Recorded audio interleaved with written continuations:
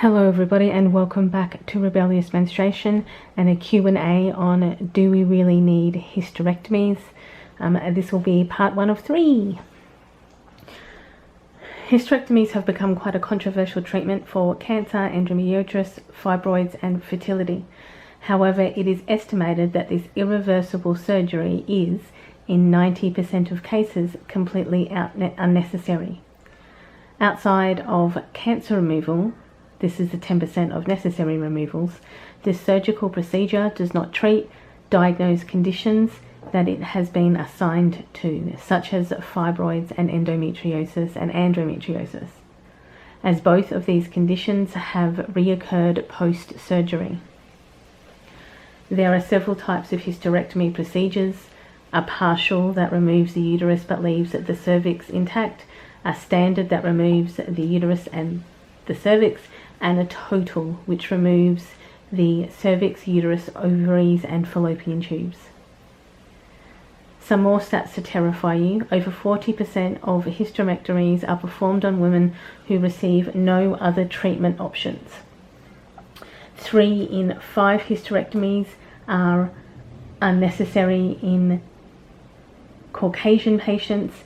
In African American women, this is 2.5 times higher.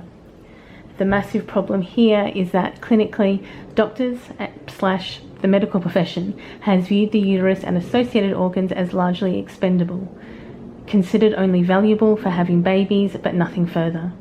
Consequently, hysterectomies became a feature of post-children medical care for women.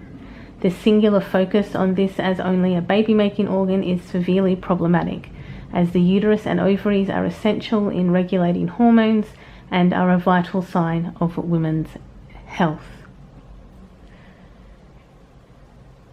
A hysterectomy directly influences negatively women's long-term health and immediately affects your bioprocesses. In studies conducted on post-hysterectomy patients over 10 years for signs of heart disease, with both ovaries removed, the risk of a heart attack rose dramatically, and 1.1% of participants in the study with both ovaries removed died. Ovaries play a significant role in maintaining the balance of hormones, maintaining bone and brain health, along with protecting your heart from coronaries. It increases blood to your brain and maintains pathways within it, reduces inflammation, and has a role in preventing Alzheimer's. Estrogen promotes healthy bones and bone density, reducing your risk of osteoporosis and bone fractures and/or breakages. Estrogen also influences your cholesterol levels, increasing your good and reducing your bad cholesterol. Such is the wide-ranging influence of estrogen that the uterus and ovaries are vital for women's health. The associated ligaments and position of them in the body are also essential for pelvic floor and skeletal integrity. The uterus separates the bladder and bowel, serving as an anchor in keeping organs where they belong. This is probably endemic of a lot of the organs in your body, as in they're all balanced against each other. Meaning dangers of hysterectomy can lead to severe physical dysfunctions within the bowel and the bladder. It doesn't lead to prolapse. So some of the studies that I saw said prolapse was an issue, but that there were other studies saying that there is no connection between a hysterectomy and a prolapse. But it can also lead to incontinence and a 4 times increase of pelvic organ fistula. Other physical changes include ligaments being severed on removal of the uterus, impacting other body support structures such as hips, spine and rib cage, leading to back and hip issues, reduced mobility, circulatory problems and chronic pain. As mentioned before, studies have shown a significant increase in heart disease, but also increased risks of rectal, thyroid, renal, cell and brain cancers, along with cognitive impairment problems such as dementia and memory disorders. Physical disorders such as Parkinson's and sleep and skin disorders, Further studies have shown that ovary removal prior to the age of 46 can accelerate aging by increasing the risk of 18 chronic conditions. However, hysterectomies are prescribed for conditions that it's definitely not required for, such as abnormal or heavy menstrual bleeding, most uterine fibroids, endometriosis, uterine prolapse, precancerous lesions, and chronic pelvic floor pain. Removing the uterus has shown that it cures none of these issues.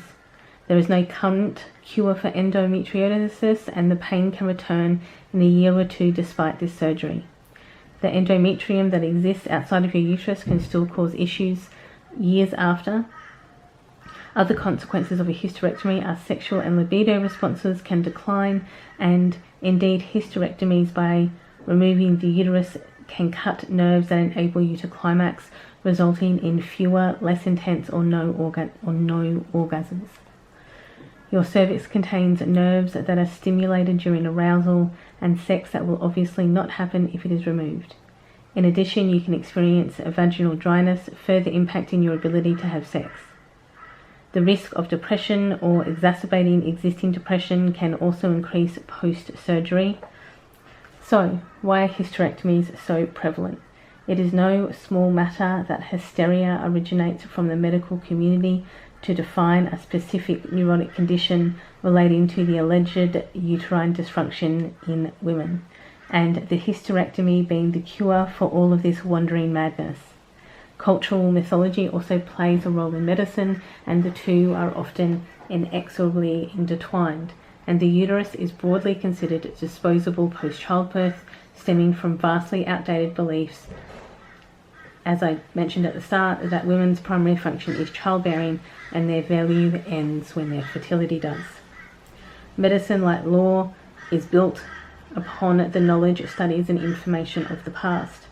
When we can look back and see how far we've come, we're still from those ideals and those toxic belief systems. For example, prostate cancer is as prevalent as gynecological cancers, yet the gold standard of care for suspected, confirmed or preventative care is not testicular removal. Imagine if it was the standard. Oh, you're uncomfortable? Oh, you've had children? Don't worry, we have the perfect solution. Bear in mind that over 90% of performed hysterectomies have an alternative medical procedure that would have been more effective, especially in the treatment of endometriosis, a severe and debilitating illness.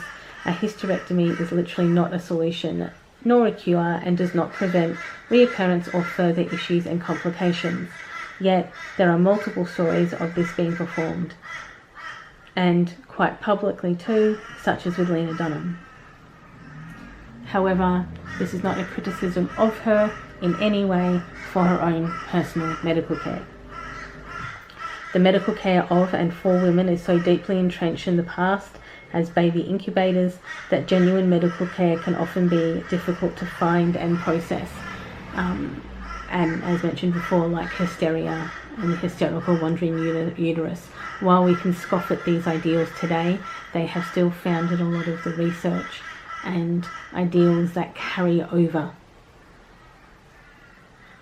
Thank you for listening. Links will be down below in the description box. Enjoy your morning, afternoon or evening, depending on where you are in the day. And I, of course, will see you all in the next video. Bye, everyone.